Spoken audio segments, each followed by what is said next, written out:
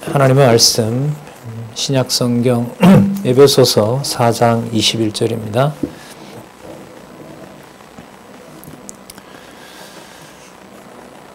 에베소서 4장 21절 말씀 보겠습니다. 제가 읽겠습니다. 진리가 예수 안에 있는 것 같이 너희가 과연 그에게서 듣고 또한 그 안에서 가르침을 받았을진데 너희는 유혹의 욕심을 따라 썩어져가는 구습을 쫓는 옛사람을 버리고 오직 심령으로 새롭게 되어 하나님을 따라 의와 진리의 거룩함으로 지으심을 받은 새 사람을 입으라. 24절까지 읽어드렸습니다. 교재는 성경강론 16권 8703페이지에 보시면 에베소서 4장 21절부터 24절까지 지금 읽었던 말씀의 요약이 나옵니다. 옛사람을 벗고 오직 새 사람을 입은 것에 대해서 알려줍니다. 새 사람은 말 그대로 새롭게 지음을 받은 사람입니다. 예수님께서 그 중생에 대한 비밀을 약속하시는 또 확증하시는 내용이 요한복음에 나와 있죠. 그 말씀을 우리가 잠시 떠올린다면 새 사람이 된 것은 유대인은 자신들이 선택받은 민족으로 혈통을 깨끗하다고 여기는데 예수님이 보실 땐 그렇지 않습니다. 그 유대인도 그리스도 안에 있지 않으면 죄인이고 하나님의 진노 아래에 있는 겁니다. 유대인은 더 말할 나위가 없겠죠. 그렇다면 유대인이든 이방인이든 모두 죄인이고 그리스도 안에 있지 않으면 전부 하나님의 진노를 받고 있는 대상입니다. 지금 제목에 보시면 그런 의미에서 새 사람을 입은 새로 지음을 받은 사람의 이 비밀을 알려주는 내용입니다. 구조를 그래서 잠시 한번 보시면은요. 4장 17절에서부터 32절까지가 새 사람을 입도록 권고합니다. 앞부분에 나온 내용이 뭐냐 하면 하나님의 생명으로 그 18절에 나와 있죠. 하나님의 생명에서 떠나 있으면 이 새 사람이 아닙니다. 그러면 새 사람은 하나님의 생명을 공급받아야 됩니다. 하나님의 생명이니까 하나님이 주시는 생명의 공급을 받아야 됩니다. 하나님이 주시는 생명은 바울이 보낸 하나님의 말씀을 받아야 되는 겁니다. 그리고 20절에도 보시면 우리가 지난 시간에 살펴본 대로요. 그리스도를 배워야만 됩니다. 그리스도가 누구인지 그걸 배우는 것이 바로 하나님의 생명 안에 있는 겁니다. 그래서 21절입니다. 21절부터 이제 시작을 합니다. 진리가 예수 안에 있는 것 같이. 그리스도 지금은 예수니까요. 진리는 바로 예수 그리스도이시다. 바로 예수는 그리스도이시다. 이게 바로 하나님의 생명의 바로 말씀입니다. 자, 그것은 바로 배우는 문제인데 21절에 보시면 조금 전에 살펴본 것처럼 과연 그에게서 듣고 또한 그 안에서 가르침을 받았다고 하죠. 그리스도 안에서 가르침을 받은 겁니다. 자, 이 내용으로 상세하게 이제 따라갈 거고요. 그 다음에 이제 5장에 넘어가면 자녀같이 살도록 공부합니다. 그럼 이때 자녀는 이제 본문에 있는 개념으로 메워가야 돼요. 자, 새 사람을 입은 자녀가 바로 새 사람이 바로 하나님의 자녀인 거고 하나님의 자녀는 지난 시간 개념으로 붙이면은 바로 하나님의 생명 안에 있는 것이고 하나님의 생명 안에 있는 것은 예수를 그리스도라고 보내준 말씀을 듣는 것이고 자, 그 말씀을 통해서 이제 5장 15절에서부터 21절에 가면 바로 지혜자가 되는 겁니다. 그럼 이때 지혜자는 하나님의 생명을 그리스도 안에서 받지 않는 자는 지혜자로 살 수가 없다는 겁니다. 반대로 말하면 하나님의 말씀을 하나님의 생명을 그리스도를 통하여 받은 이방인이라 하더라도 그가 지혜자가 될 수 있다. 지혜자로 하나님께서 새롭게 만들어 놓았다. 이렇게 정리를 하면 되겠죠. 그 비밀의 깊이는 이 기록한 말씀 이제 한자 한자에서 나오는 겁니다. 21절 그 안에서, 그리스도 안에서 가르침을 받았다라고 얘기를 합니다. 그리스도 안에서 가르침을 받았기 때문에 세상에서 전해주는 그 말씀으로 끌려가지 않게 되는 것이고, 22절에 그것을 뭐라고 하냐면 옛사람을 벗어버린다라고 얘기를 합니다. 그리스도 안에서 사도 바울을 통해서 기록한 말씀을 받는 것은 이게 얼마나 큰 사건이냐면, 앞부분에 사실 이 말씀도 나왔는데, 썩어져가는 옛 구습, 무슨 말씀인지 한번 우리 확인을 하도록 할게요. 진리의 말씀을 받는 것이 이제 얼마나 놀라운 사건인지 그 부분을 우리가 잠시 한번 살펴보고 가도록 그렇게 하겠습니다. 예를 들면 여러분 2장 15절을 한번 보시면은요. 그러니까 율법을 따라가서도 안 되고요. 될 수가 없고, 그 다음에 이방 철학 가지고도 되지를 않고, 단지 기록한 문자를 본다고 해서 하나님의 생명을 받는 것도 아니에요. 왜냐하면 2장 15절, 우리 좀 된 부분이니까 한번 짚고 넘어갈게요. 원수된 것. 그러니까 원수는 인간과 하나님이 원수된 거예요. 그럼 인간과 하나님이 원수된 상황이 어떻게 드러나냐 하면은요. 자, 문자와 관련이 돼요, 이게. 의문에 속한 계명의 율법을 자기 육체로 폐하셨으니 이는 이들로 이방인과 유대인을 자기 안에서, 예수님 안에서 여기 나오죠. 한 새 사람을 지어 화평하게 하셨다고 했습니다. 그러면 폐하신 대상이 뭐냐면 의문에 속한 계명의 율법을 폐한 거예요. 그러면 이 내용이 뭐냐면 문자로 기록한 모든 것들이 그리스도를 배우지 않으면, 그리스도를 안내하는 대로 이끌지 않으면 하나님의 생명이 될 수가 없고, 지금 여기 있는 대로 누구와 원수가 되는 거냐면 하나님과 원수가 되는 거예요.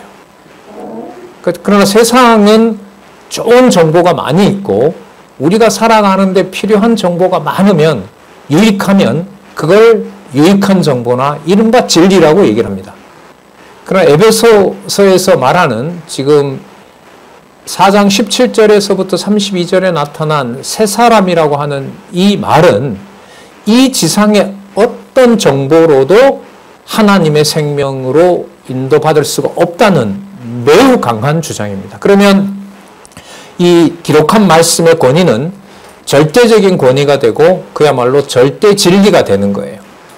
그러니까 바울이 보낸 편지를 받아서 성령의 인도함을 받고 하나님의 생명의 말씀을 공급받으며 그리스도 안에 살아가게 되는 이 모든 일체의 일들은 바로 진리의 주체가 하나님이 되신다는 겁니다.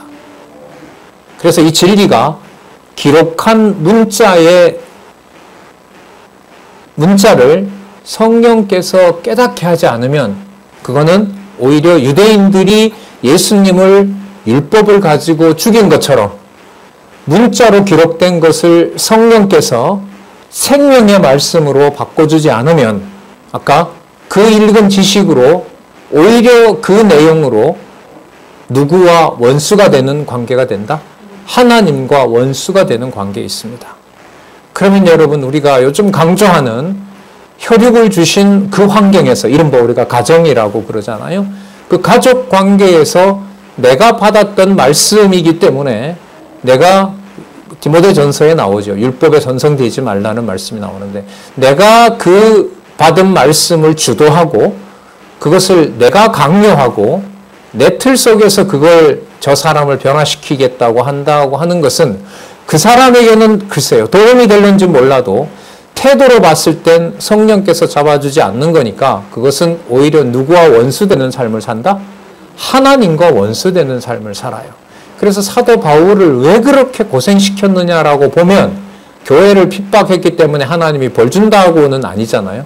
그러나 뭐 자기가 죄인 중에 개수라고 하니까요. 사도 바울의 전 생애가 이렇게 신약 성경의 절반 이상이라고 하죠. 절반 이상을 기록하게 하면서도 사도 바울의 생애에서는 자기가 앞서서 자기가 세운 교회에 자신이 지도자가 될 수 없도록 하나님께서 섭리하시는 거예요. 그게 얼마나 고맙냐 하면 거기에 바울이 추앙을 받는다면 바울이 추앙 받을 유혹이 엄청나게 많다는 건 성경 읽어보면 알거든요. 그 하는 어떤 행위로 봤을 때는. 그러나 사도 바울이 자신이 전한 그 교회에 자기의 최소한의 지분도 요구할 수 없도록 해놓는 것은 사도 바울을 붙잡고 있는 하나님의 말씀이 사도 바울이 누구와 원수가 되는 것을 막아준 거다? 하나님과 원수가 되도록 한 것을 막아준 겁니다. 좀 오랫동안 공부하신 우리 성경신학의 선배들, 글쎄 저도 시간으로 보면 꽤 지났는데 이 진리 공부가 더해지면 더해질수록 하나님과 원수가 되는 일, 그것은 기록한 내용의 정보의 주관자가 누가 되는 거죠? 내가 되는 거죠. 이걸 여러분 경계한다고 막을 수 있는 문제가 아니에요. 그러니까 이게 그 반은 좀 이렇게 농담으로 신앙생활, 성경신학 듣고 편안하게 하려면 듣기만 하고 일 꼼꼼하게 안 읽으면 돼요, 사실. 구원 문제는 해결을 받았으니까.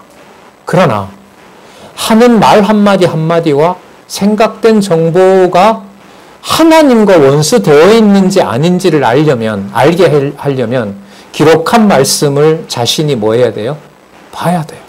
보게 해 주셔야 돼요. 예. 그래서 이 에베소서에 교회의 진리로 무장한다고 했을 때 교회 개념은 하나님의 집입니다. 움직일 수 없는 개념입니다. 교회는 하나님의 집이에요. 그리고 하나님의 집이니까 하나님의 생명을 하나님이 공급하세요. 그런데 누구를 통해서 하시냐면 그리스도를 배우게 하세요. 그 그리스도가 이 땅에 오신 바로 예수님이세요. 자, 그 예수님은 하나님이시고 그가 영원한 생명을 가지고 계세요. 그 내용이 집중되어 있는 것이 요한복음이에요. 그래서 여러분 서신서를 보고요. 다른 부분도 그렇지만 요한복음을 읽어보면 이 땅에 육의 몸을 가지고 오신 그리스도, 요한복음 1장 14절이죠. 하나님의 영광으로 이 땅에 오신 그리스도의 모습을 육신을 가진 모습의 그리스도와 사도 바울을 비롯한 신약교의 성도들이 진리 안에 있는 이 육신의 성령이 이끄시는 육체, 육신, 이게 얼마나 신비로운 것인지 모릅니다. 그런데 거기에 성령의 주관자가 되지 않으시면 진리의 말씀을 통해서 많은 내용들 나오죠. 바울이 없어지면, 바울이 사라지면 자기가 선생 되려고 하는 거란 말이죠. 그런데 그걸 단지 복음에 빗나갔다 하지 않고 누구와 원수가 되는 관계가 된다? 예. 하나님과. 여러분, 가정에서 이제까지 우리가 이 육의 몸을 가지고 살아온 과정을 하나님과 원수된다고 기독교인으로 고민해 보신 적이 있습니까? 없어요. 없습니다. 그래서 어떻게 보면 좀 편하게 구원의 문제 해결하고 이른바 쉽게 생활을 하려면 에베소서를 꼼꼼하게 안 읽으면 되죠. 그럼 안 읽으면 해결이 되느냐? 아니죠. 그러니까 이 기록한 말씀을 그대로 따라가도록 하는 하나님의 은총은 놀랍고 위대하고 찬양을 안 할 수가 없어요. 그래서 여러분 나중에 뒤에 보면 시와 찬미와 신령한 노래로 찬양한다라는 말씀이 나오거든요. 그거는 성령께서 붙잡아주지 않으면, 붙잡아주시면 모든 성도들과의 관계와 진리를 배워나가는 것이 뭐가 되고, 시가 되고, 그 다음에 찬양이 되고, 또 뭐가 돼요? 영혼의 그 감동이 일어나는 그 진리의 코이노니아로 가게 되지만, 그렇게 성령께서 주관하지 않으면, 나와 있던 개념, 불편한 개념이긴 하지만, 뭐 명시되어 있잖아요. 누구랑 원수가 된다? 하나님과 원수된다. 뭐가요? 기록한 말씀의 정보로만 끝난다면. 여기에 이제 성경신학은 지식주의가 아니에요. 지식주의가 아니에요. 배운 말씀에 대한 정보와 양과 연습 때문에 거기에 위로받을 수 있는 건 아닙니다. 자, 그래서 서론이 좀 길은데 들어가겠습니다. 4장 21절. 진리가 이렇게 됩니다. 진리가 누구 안에만 있어야 돼요? 예수 안에만 있어야 돼요. 예수님 말씀하신 거 있잖아요. 내가 곧 길이요 진리요 생명. 지금 얘기 다 나왔죠. 아까 몇 절이었어요? 18절에 누구의 생명? 하나님의 생명. 누구를 배워요? 하나님의 생명은 그리스도를 배우는 거예요. 그걸 21절에는 진리가 누구 안에 있다 그래요? 예수 안에 있다 그래요. 그러면 예수님이 말씀하신 대로 내가 길이요, 진리요, 뭐다? 생명이다. 누구의 생명? 하나님의 생명이다. 바로 연결이 됩니다. 자, 그 다음 더 신비합니다. 나는, 너희가 과연 누구에게서 듣고 그에게서 들었어요? 그가 누굴까요? 예수님 안에. 여러분, 우리가 예수님으로부터 직접 들었어요? 안 들었어요? 안 들었죠. 그럼 여기서 그에게 듣고라고 하는 것은 무슨 얘기인가요? 그 다음 또 봐요? 또한 누구 안에서 가르침을 받아요? 그리스도 안에서 가르침을 받았어요. 여러분, 에베소 교회 성도들 누구를 통해서 예수 그리스도라는 진리를 받았죠? 바울을 통해서. 우리는 바울을 통해서 기록해 놓은 말씀을 지금 이 시대에 2000년 후에 우리가, 자, 지금 그런데 그리스도에게서 듣고, 여러분, 그리스도에게 사도 바울이 직접 들었어요? 안 들었어요? 사도 바울이 예수님의 직접 들은 사도예요? 아니에요? 아니죠. 아니잖아요. 다메섹 도상에서 간접적으로 만나, 이 지상에 오신 분을 만난 건 아니고 부활 승천하신 그리스도를 만났잖아요. 그럼 이게 무슨, 아까 의문의 법, 정보로만 있으면 그게 누구와 원수된다 그랬어요? 하나님과 원수된다고 했어요. 이게 얼마나 위대하게 바뀌는가 한번 잘 들어보세요. 바울은 12사도와 함께 했던 사도가 아니기 때문에 예수님께 직접 들은 게 아니에요. 그러니까 정보로 보면 12사도에 배제되어 있기 때문에, 정보의 위대함으로 보면 예수님의 직접 들은 제자는 사도 바울은 사도 베드로나 그 사람들에 비하면 떨어져요. 맞죠? 직접 생활했던 사람들에 비하면. 자, 그 다음에 또한 그리스도 안에서 가르침을 바울이 직접 받았어요? 안 받았어요? 안 받았죠.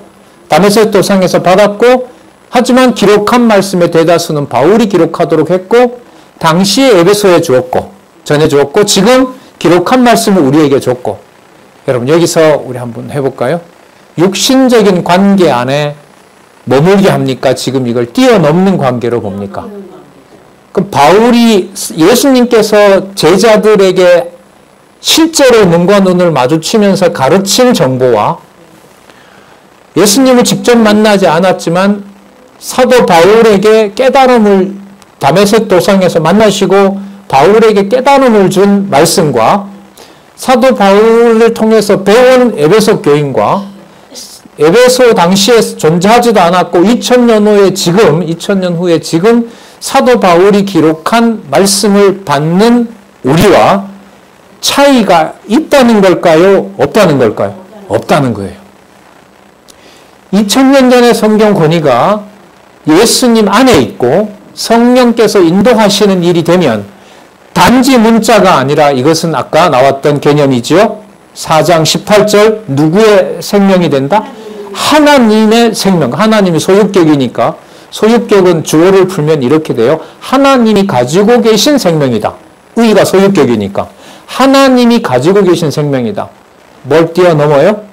시공을 뛰어넘고 형편을 뛰어넘어요. 상황을 뛰어넘습니다. 바로 그 내용이 그리스도에게서 듣고 또한 그리스도 안에서 가르침을 받은 겁니다. 그러면 문자가 누가 주시는 생명이 돼요? 그리스도 안에 있으면 하나님이 주시는 하나님의 생명이 되는 겁니다. 구약을 달통하고 삼층천에 갔다 오고 성경 전체를 모든 것을 관통하는 천사의 말을까지 하고 모든 위대한 능력을 베푼다 하더라도 성령께서 주관하는 이 놀라운 은총과 은혜가 배제되면 자기 의를 세우게 되는 거고 누구랑 원수가 된다? 하나님과 원수가 된다. 이게 여러분 많이 좀 깊이 제 생각에는 제 수준에서는 깊이 들어간 내용인데 뭐 아쉬움이 깊어지는 것 같아요. 자녀들에게 이러한 신비로운 진리를 전한 적도 없는데 오늘 서론을 시작하면서 2장에 나타난 내용 가지고 연결을 시키면 어설프게 알고 성실하게 전하지도 않는 아쉬움이 많은데다가 뭔가 좀 배워서 내 어떤 욕심과 내 어떤 바램을 투여하려고 하면 그게 의문에 속한 계명의 율법, 곧 누구와 원수되는 거다? 하나님과 원수되는 차원이 어디에서 가정교회를 지배한다는 거예요. 이걸 에베소에 있는 개념으로 보면 공중권세 잡은 자가 진리의 말씀을 전하는 나를 성령이 잡아주지 않게 되면 누구와 원수 맺는 일이 돼요? 하나님과 원수 되는 일이 벌어지는 거예요. 전한 적도 없는데 전하는 말씀을 내 지식으로 전하게 되고 내가 먼저 된 자라고 하는 어떤 교사가 된 입장에서 뭔가를 한 수를 가르친다고 한다는 것은 성경에서 이거는 하나님과 원수 되는 것. 의문에 속한, 의문은 법조항이라 그랬죠. 내가 뭐 하라는 법조항, 그걸 뭘 갖다 써요? 계명을 갖다 써요. 계명 안에 있는 율법조항을 갖다 써요. 야, 사도 바울이 보낸 편지에 이 내용이 있어. 이 내용이 있는 대로 너 따라야 돼. 너 나중에 왔잖아. 뭐와 누구와 그리스도와 그리스도께서 우리 하나님과 우리를 화평하게 해주신 그 화평의 복음을 깨어버리고 내가 주로 하려고 하면 누구랑 원수된다? 하나님과 원수가 된다.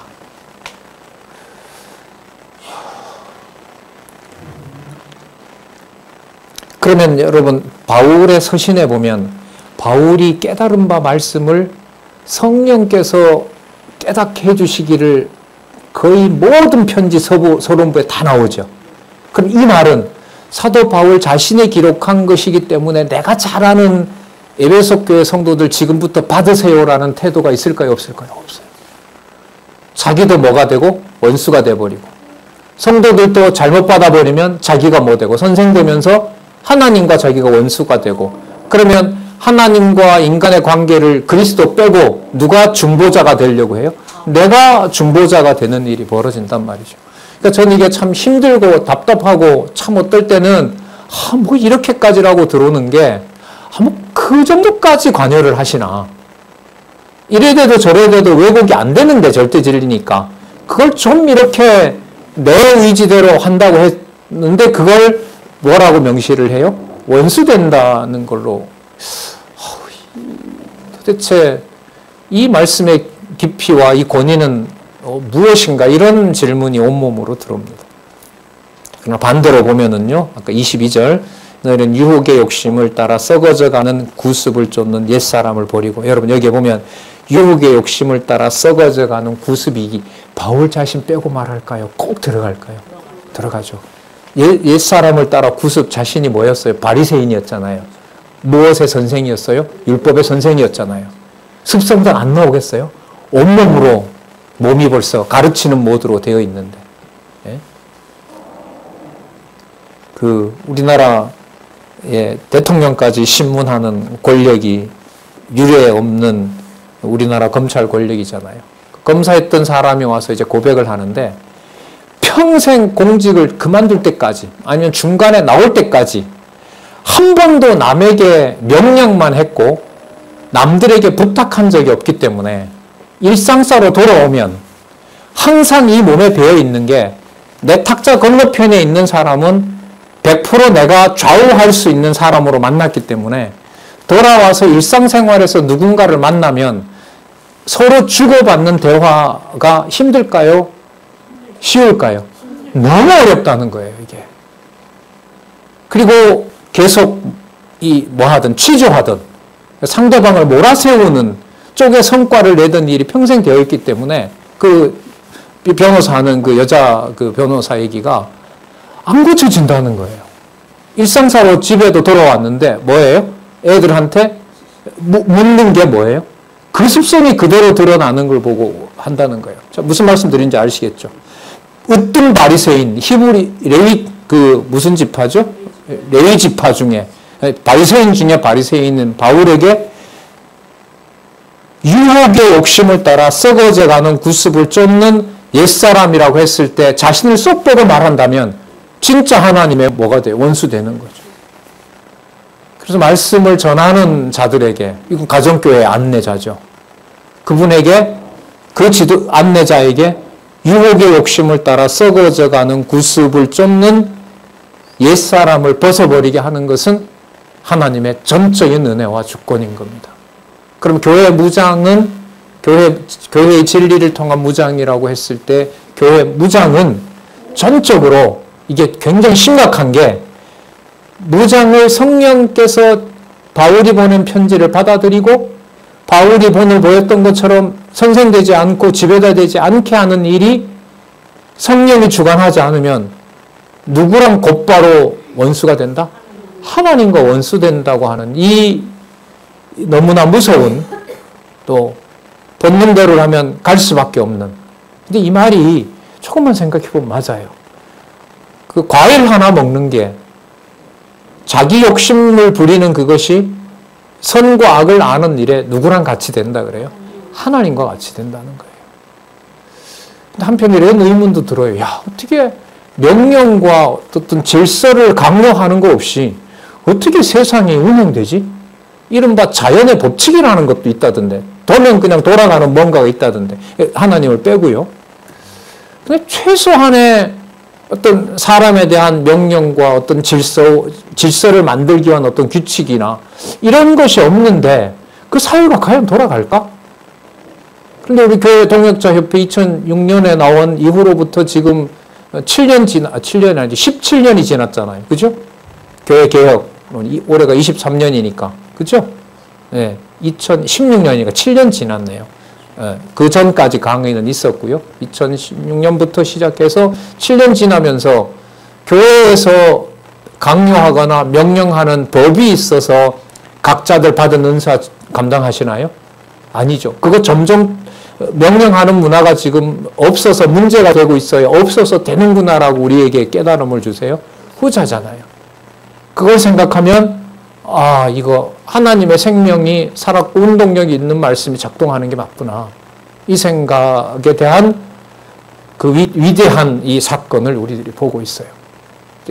문제는 아직까지, 아쉬움은, 바람은 가정에서 이제는 뭐 나오셔서 지금 말씀 듣는 분들이 지금 할아버지나 뭐 청장년들을 둔 이제 세대들이기 때문에 그 다음 자녀들에게 이 말씀의 원리를 깨닫고 우리가 좀 실수했던 그 가정을 하나님의 집으로 보지 못했던 바로 그걸 극복하고 하나님이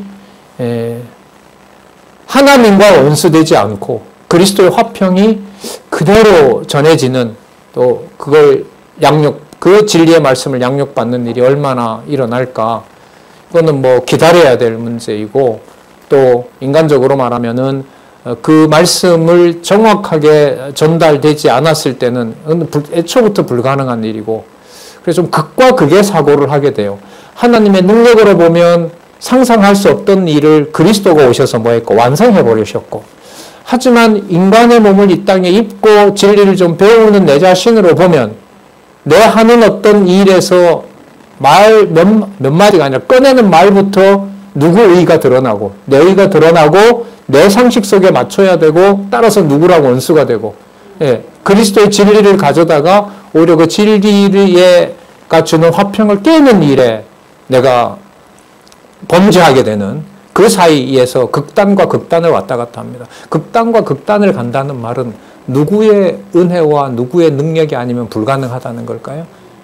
바로 그 말씀이 편지를 전하는 사도 바울도 하나님이 잡게 해주신다는 겁니다. 그래서 하나하나 이렇게 꼼꼼히 따라가는 겁니다. 자, 볼게요. 23절. 오직 심령으로 새롭게 되어. 자, 심과 영이죠. 여러분, 심은 뭐냐 하면 새롭게 지음받은 마음인 거고요. 흙으로 지음을 받았어도 하나님이 뭘 불어넣었어요? 생기를 불어넣으셨잖아요. 그러면 심령은 뭐냐면 하나님이 새롭게 만든 하나님의 새 사람을 뭐가 공급해줘야 돼요? 생기를 공급해줘야 돼요. 그럼 아까 하나님의 생명은 무엇으로? 진리의 말씀으로. 그러니까 바울을 통해서 기록한 말씀을 공급해줬을 때 심도 살고 영도 사는 거예요. 그래서 그걸 심령으로 어떻게 된다? 새롭게 된다. 자, 결과 보세요. 자, 지금 결과로 넘어가면 하나님의 원수가 되지 않고 그리스도의 화평을 지키는 그리스도 안에 있게 되잖아요. 그러면 그 바뀐 몸은 육의 몸을 가지고 있지만 전적으로 누가 주관하세요? 그리스도가 주관하시잖아요. 그죠? 그 상황을 어떻게 얘기를 하냐면 이 놀라운 개념으로 설명을 해요. 24절. 우리 한번 같이 읽어보실래요?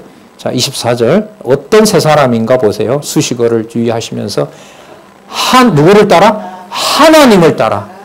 자, 또 의와 진리의 거룩함으로 지으심을 받은 새 사람. 새 사람은 하나님을 따라 의와 진리의 거룩함으로 지으심을 받은 사람. 자, 하나님을 따라라는 말은 누구로 따라가지 않게 한다는 거죠? 옛 구습을 따라가지 않게 한다는 겁니다. 그럼 의는 우리 칭의의 복음으로 양육, 로마서에서 배웠죠. 우리가 하나님 백성된 사건은 우리에게 어떤 공로의 여지와 우리가 어떤 가능성을 가지고 있다? 아무것도 없다. 그게 의인 거죠. 모든 게 불의인데 그리스도 안에 있으면 그게 뭐가 돼요? 의가 되는 겁니다. 그럼 의가 막연한 거냐? 아니에요. 사도 바울이 보낸 편지를 그대로 읽으면 돼요. 따라가게 하면 돼요. 그러면 하나님의 백성이 됐다는 사실을 깨닫게 돼요. 새 사람이 됐다는 걸. 그걸 뭐라 부르냐면 의와 진리의 거룩함이라 그래요. 자, 누구로 아까 시작했어요? 하나님을 따라 했으니까. 누구로 시작했어요? 하나님이 주관자가 되시는 거죠. 그리고 사도 바울을 통해서 기록한 말씀이 자기가 사용하는 의문의 법, 하나님과 자기가 하나님 자리로 가려고 하는 것을 막으셔야 돼요. 막으시면 거룩한 자가 돼요. 무엇으로? 하나님의 의롭다 하셨고 바울을 통해서 공급한 뭘 받아들여요? 진리를 받아들여요. 여러분, 그러면 예수님이 얘기하셨던 너희가 진리를 알지니 진리가 너희를 자유케 하리라. 혹은 내가 곧 길이요 진리요 생명이라고 했더니 막연한 말씀이 죄송합니다. 막연이 아니고 약속한 말씀이 성령께서 오셔서 사도 바울을 통하여 이방인들이 함께하는 하나님의 집을 하나님이 지금 만드시는 거죠. 볼까요? 의와 진리의 거룩함으로 뭘 받는다 그래요? 지으심이 여러분 오이코스예요. 하나님의 집을 하나님이 만드시는 겁니다. 그러면 거기에 누가 살게 돼요? 새 사람이 사는 거죠. 그러니까 하나님을 따라 의와 진리의 거룩함을 지으심을 받은 새 사람, 이거는요, 여러분 사람 지은 사건 창세기 나오죠. 생기 불어넣으시고, 흙으로 지으시고 생기 불어넣으시고 하나님이 뭐 하셨어요? 복 주셨죠. 그리고 3대 언약 해주셨잖아요. 그 모든 사건들이 말라기까지 진행되죠. 그 모든 사건이 언약하신 대로 그리스도가 오셔서 화평의 복음으로 완성했고 하늘까지 올라가셨고 올라가시면서 약속하셨고 지난 시간입니다. 약속하셨고 가시면서 자신의 육의 몸을 가지고 이 땅에 하나님을 찬양했던 것처럼 각자에게 각각의 집에서 뭘 줬어요? 직책을 줬다는 게 지난 시간이었어요. 그럼 누구의 집을 짓는 거예요? 하나님의 집을 짓는 거죠. 하나님이 한순간도 안 잡아주면 2장으로 가요. 누구와 원수가 돼요? 하나님과 원수가 되고 하나님의 집을 짓는다는 이름으로 누가 집의 주인이 돼요? 내가 된단 말이죠. 내가 된단 말이에요. 그러면 구약에서 언약한 대로 그리스도가 오셔서 구약에서부터 말라기까지 약속했던 하나님의 집, 그리고 하나님의 집에 짓는 내용은 무엇을 공급받아야 돼요? 진리의 말씀 공급받아야 돼요. 그래서 말라기에 가면 여기 발표한 우리 정본인이 계신데 권사님은 기억 안 할런지 몰라도 과거 대학반에 제가 발표를 부탁하고 갔는데 선지서 마지막에 말라기에 4장에 보면 모세의 율법이 거기 왜 나와요? 라고 하는 걸 고민해서 우리 발표했어요. 지금 발표한 권사님 여기 계신데 말라기가 왜 모세의 법으로 끝나야 되죠? 이렇게. 자, 여러분 말라기에 보면 집 다 닫으라 그랬죠. 성전 다 닫으라 그랬잖아요. 그럼 앞으로 지어질 집, 지금부터 집 짓는 것과 되질 않죠. 그런데 하나님이 마지막에 뭐라고 하냐면 오실 메시아를 약속하고 누구의 법을 얘기해요? 모세의 법을 얘기해요. 모세의 법은 구약 백성들을 살려주는 뭐였어요? 진리의 말씀이었죠.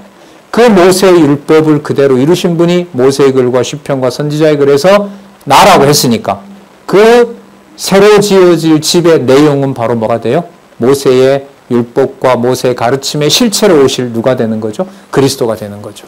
그 그리스도가 사도 바울로 하여금 기록하게 한 말씀을 공급받는 거예요.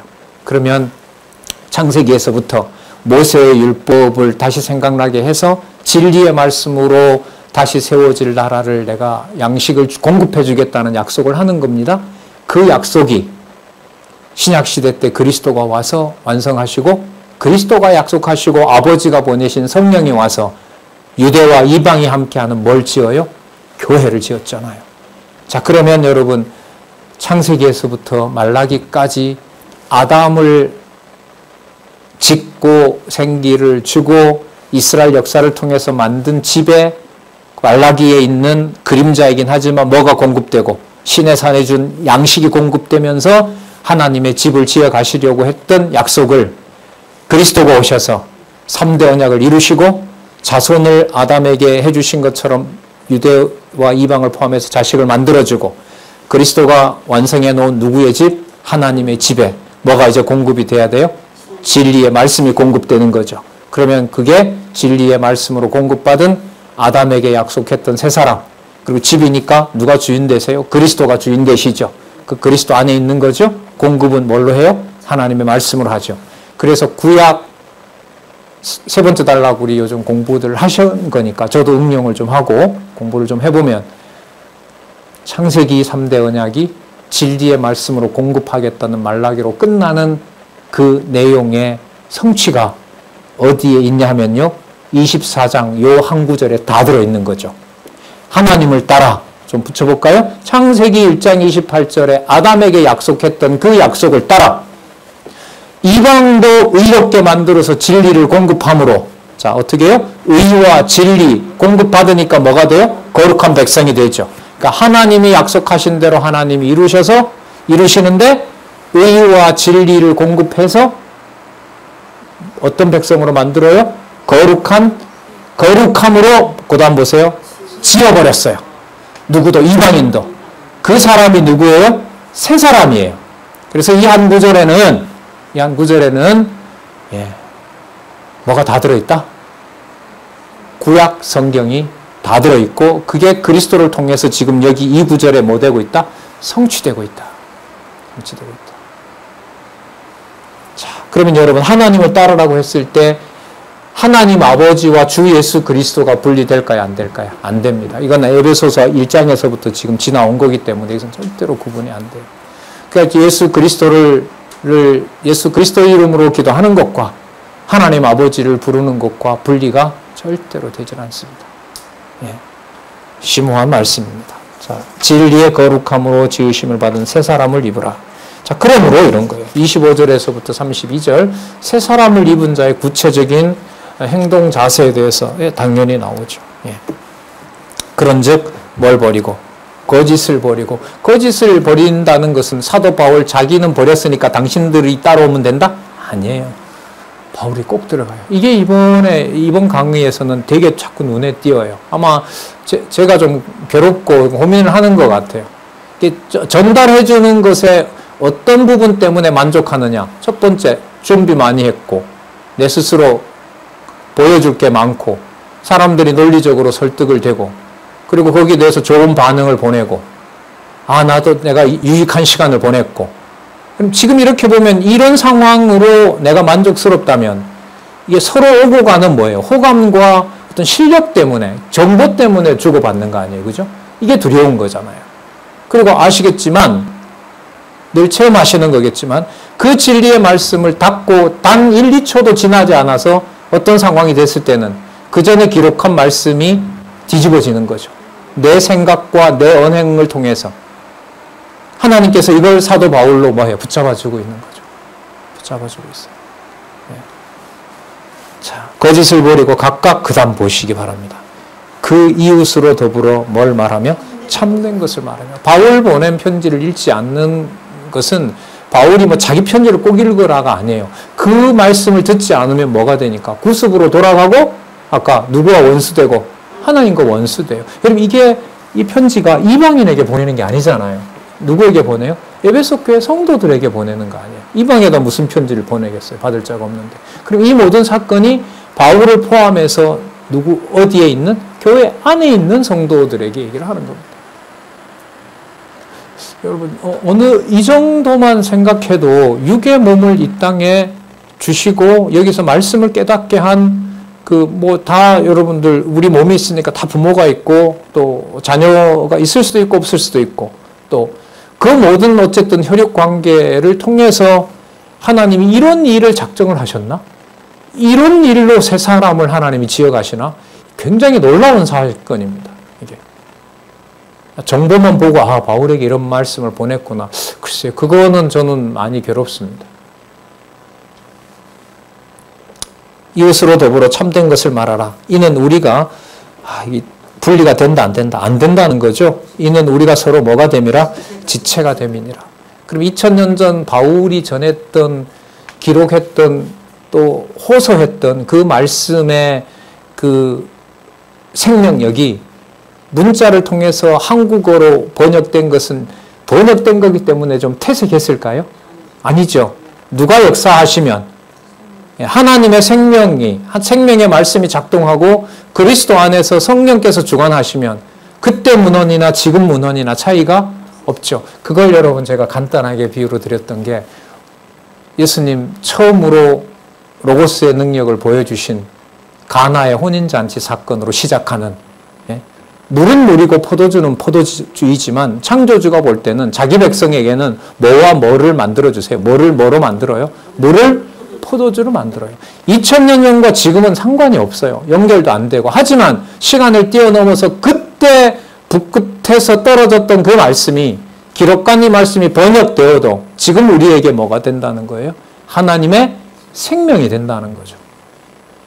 여러분 이게 이런 한국에서 장로교 전통에 적어도 성경 권위를 얘기하는 이 150년, 130년 역사 속에 여러분들과 제가 이 시대를 살아간다라고 하는 것은 뭐 다른 부분도 그렇지만 에베소에 있는 이 비밀을 알 때는 더더욱 놀라워요. 요즘 그 유럽의 그 가정교회 역사가 사라진 줄 알았는데 그 산골짜기 알프스 계곡에 그렇게 이어져 왔다는 그 역사적인 기록을 읽으면서 역사가 왜곡되었구나. 그 얘기가 생각이 나는 거예요. 그 사도 바울이 엘리야가 아무도 안 남았다 이랬을 때 바울과 그 아세라 섬기는 자들이 그득합니다라고 했는데 몇 명을 얘기를 해요? 그 말이 되겠어요? 아무도 없는데 어떻게 7,000명이 보일 수가 있겠습니까? 자, 보겠습니다. 우리가 서로 지체가 됨이라. 자, 26절 보시기 바랍니다. 자, 분을 내어도 뭐 하지 말며 죄를 짓지 말며. 여러분, 분을 내는데 죄 안 지을 수가 있을까요? 경험해 보신 분? 네, 경험해 보셨어요? 예. 저도 경험이 있습니다. 그러니까 어느 날은 분을 냈는데 죄도 지어요. 그렇잖아요? 제가 성경을 가르치는 입장에서 전달하면서 제 말을 잘 안 따라오고 이랬을 때 분을 냅니다. 그리고 뭐도 지어요? 판단까지 다 합니다. 그래서 마음이 불편합니다. 근데 어느 날은 저도 했고 그 사람이 내 말을 안 따라가더라도 치근한 마음이 생길 수 있어요. 어제 남편과 오늘 남편이 다를 수가 있는 거죠. 어제는 극단으로 치달았는데 몇 마디를 하질 않았는데 뭐예요? 수긍을 하고 따라와요. 이번에 친척분 중에 하나가 장로님이신데 약간 이렇게 이단이라는 어떤 이런 것 때문에 약간 이렇게 부담을 갖고 들으시고 했었는데 이번에는 본인이 가지고 있는 고민까지 저한테 털어놓으시는 거예요. 이 작은 교회가 신사도 운동으로 가는데 저거 아니잖아요. 아닙니다. 원로 장로님이신데 고민을 하시는 거 맞고 저는 아니라고 봅니다. 신사도 운동은요, 여러분 하나님으로부터 직통 계시 받는다는 거예요. 그 문제가 좀 있어요. 그러니까 성경 계시가 계속 된다는 거거든요. 근데 명절 때 갔을 때 교회 장로님이신데 소통이 안 되는 게 되게 괴로웠거든요. 이번에는 제가 먼저 안 꺼냈는데 본인이 얘기를 꺼내서 소통하는 기회를 하나님이 주시더라고요. 그러니까 여러분 여기에 분을 내어도 죄를 짓지 않는다라고 하는 것은 자 이때 분 내는 거 좁혀야 돼요. 사도 바울의 진리의 복음을 가지고 그걸 그대로 따라간다고 했을 때 분을 내는 것은 어떤 문제에 집중이 되는 걸까요? 사도 바울 말고 다른 거 읽자 이렇게 되면 분이 나는 거죠. 분이 나는 거예요. 그런데 사도 바울이 떠나고 난 다음에 내가 교회 최고 어른이에요. 내가 수습을 해야 돼. 그러면 내가 뭐 해야 돼? 화를 내야 돼. 맞죠? 자, 그러나 하나님의 집이고 하나님이 세운 교회이기 때문에 내가 주관하려고 하지 않아. 그러니까 목소리를 높여서 뭐는 구분해. 분을 내면서 사도 바울이 보낸 진리만 맞습니다. 다른 거 섞으면 안 됩니다. 절대로 안 됩니다. 그건. 교회에서 용납할 수 없습니다. 분을 낼 수 있죠. 하지만 그 다음에 주도권을 자기 가지고 해결하려고 하지 않아요. 저는 이 현상이 지금 일어나고 있다고 봅니다. 이 놀라운 은혜가 일어나고 있다고 봐요. 우리가 세상 말로 여러분 뒤끝 없다는 사람 좋은 사람으로 얘기하잖아요. 예. 예를 들면 세상도 그런 게 있는데 진리에 대해서 선명하게 구분을 하고 거기에 대해서 내가 그 사람을 설득하거나 그 사람에 대해서 내와 반대되는 의견이니까 어떻게 보면 위해를 하려고 어떤 공모를 꾸미거나 그렇게 되지 않는다는 거죠. 사도 바울도 그런 면에서 맞죠. 고린도 전후서라든지 다른 부분에 보면 비진리를 가르치는 자들에 대해서 뭐합니까? 지목하라 그러죠. 지목하라 그러면서 뭐처럼 대하라 그래요? 뭐처럼 대하지 말라요? 원수처럼 대하지 말라는 게 지금 여기 나오잖아요. 이때 부는요, 일상사가 아닙니다. 어디 안에 있는 교회 안에 하나님의 생명의 말씀이 공급됨에 있어서 다른 세상 일은 말할 것도 없고 그거야 이전 투구이죠. 이권을 얻고 뭐 싸우는 일에 들어가 버리면 거기에 무슨 진리가 있고 비진리가 있겠습니까? 진리에 대한 분을 내어도 여러분 이거 고린도 후서에 나오는 거 혹시 기억하세요? 사도 바울이 후반부에 고린도 후서에 편지를 보내면서 너희들이 온유하였고 뭐하기도 하였고 분을 내기도 하고 이렇게 합니다. 그 분을 낸다는 말은 그 당시 맥락으로 보면 사도 바울 사도 아니다. 저 사람 결국 연보 내라고 해서 누구 배불리려는 거다? 유대인 배불리려는 것이다. 그리고 저 사람 베드로처럼 예수님 보지도 못했고 그러니까 저 사람 무슨 자격이 없다?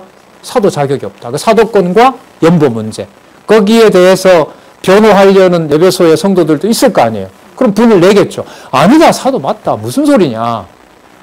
무슨 소리냐. 그러면서 분을 내면서 사도 바울이 사도임을 변호하는 자들이 있죠.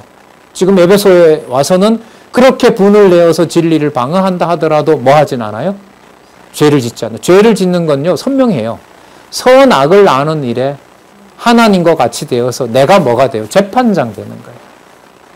그래서 여러분 알려준다라는 말이 얼마나 귀한 말인지 다시 생각하게 돼요. 알려주는데 내 말이 안 먹혔을 때 하나님이 잡아주지 않으면 뭘 지어요? 죄 지을 수밖에 없어요. 아까 그러면 누구랑 원수돼요? 하나님과 원수돼요. 뭘 가지고? 의문의 계명의 율법을 가지고. 내가 논리를 만들어서 해야 되는 거죠. 자, 분을 내어도 죄를 짓지 말며 그 다음 볼까요? 해가 지도록 뭘 품지 말며 분을 분개하지 말라는 거죠.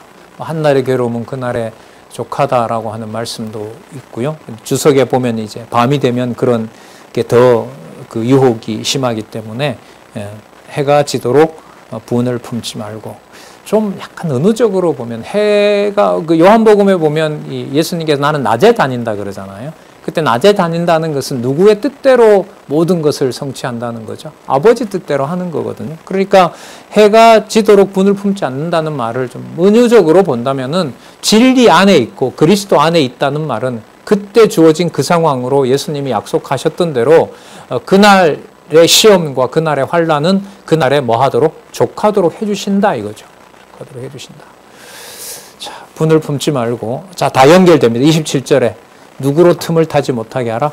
마귀로 틈을 타지 못하게 하라. 그럼 아까 하나님과 원수 된다는 것하고 관계가 되네요. 그러면 마귀가 틈을 탄다는 말은 뭐냐면 바울의 입장에서 보면 내가 가르쳤고 내가 이렇게까지 옥중에서 편지까지 보냈는데 당신이 믿었던 당신이 어떻게 에베소 교회를 그럴 수가 있어? 이 말 할 수 있죠. 인간적으로. 그죠? 사도 바울은 그 경우를 사도 바울의 경우를 넣어서 읽어볼게요. 분이 나겠죠. 그죠? 보냈는데 돌아온 보고를 보니 믿었던 그 사람이 안 들어. 사도 바울을 오히려 배신하려고 해. 분을 내지만 뭐 하진 않아요? 죄를 짓지 않죠. 하나님 잡아주시면. 그리고 해가 지도록 어떤 식으로 저 인간을 어떻게 해야 되겠다라고 분을 삭히게 되죠. 자, 24절에 이걸 누가 틈탄다고 봐요? 마귀의 틈을 타는 거죠. 마귀의 틈을 탄다는 말은 자기가 기록한 그 진리가 자기가 주관자가 되면서 의문의 법이 되고 누구의 의를 세우는 자기의 의를 세우는 그래서 누구와 원수되는 거예요? 하나님과 원수되는 겁니다. 나온 성경 개념이니까요. 생각을 좀 같이 좀 할 수 있었으면 좋겠는데 가정교회에 진리를 공급하는 것이 문제가 아니라 공급해준 진리를 하나님께서 집 관리를 해주지 않으면 누가 된다? 하나님의 원수가 된다. 이게 우리의 가정교회 생활에서 토대인 가정교회에서부터 진짜 하나님과 원수가 되는 것인지를 한번 여러분 유심히 한번 살펴보시면서 그렇게 좀 살았으면 좋겠습니다. 이 말은 어떤 천사의 말로 천사로 가장한 어떤 걸 하더라도 그 내막에는 성령의 인도함이 아니면 마귀가 틈을 타게 되고 그것은 아까 누구랑 원수가 된다? 그러니까 하나님과 원수가 된다는 말은 하나님의 자녀로 세워놨는데 누구의 종으로 만들겠다는 거죠. 내 종으로, 그러니까 내 종으로, 그러니까 내 욕심으로 만들겠다는 거거든요. 그럼 저기 무장에서 나중에 6장의 끝에 가면 누구의 전신갑주라고 말하죠. 그럼 맞네요. 맞아요. 머리부터 발끝까지 평안이라는 신발을 안 시켜주면 누가 틈을 타요? 마귀가 틈을 타고 누가 주도권을 잡으려고 해요. 내가 주도권을 잡아야죠. 그럼 누구랑 원수가 되죠?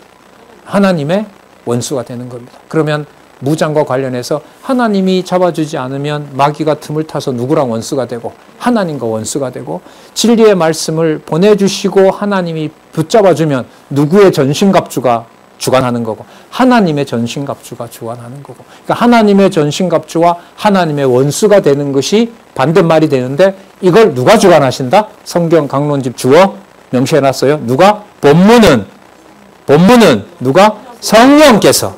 예, 성령께서. 진짜 하나하나 읽어 나가기가 쉽지가 않습니다. 예, 기도하겠습니다. 하나님 아버지 감사합니다. 기록한 말씀의 권위에 요만큼만 알려주셨는데도 하나님 모든 무릎을 꿇고 싶습니다. 그리고 오직 기록하신 말씀 안에서 주신 이 여건 속에 하나님의 통치만 찬양하고 싶습니다.